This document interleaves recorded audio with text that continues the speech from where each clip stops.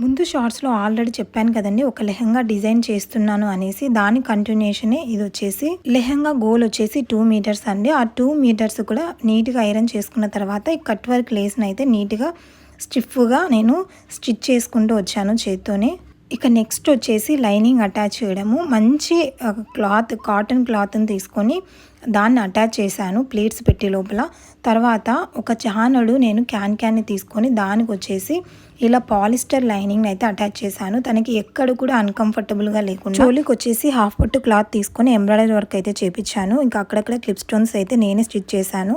ఇక హ్యాండ్స్కి వచ్చేసి నా శారీలో మిగిలిన బార్డర్ని అయితే అటాచ్ చేపించి వెనకాల యాజ్ యూజువల్గా హుక్స్ అయితే పెట్టించాను. కింద కూడా ప్రిల్స్ పెట్టించాను. సేమ్ పిక్లో ఉన్న విధంగానే అవుట్పుట్ అయితే వచ్చింది. ఫైనల్ లుక్ అయితే నెక్స్ట్ డే నేను నెక్స్ట్ షార్ట్లో పోస్ట్ చేస్తాను ఖచ్చితంగా. అంతవరకు ప్లీజ్ సబ్స్క్రైబ్ మై ఛానల్, నన్ను సపోర్ట్ చేయండి.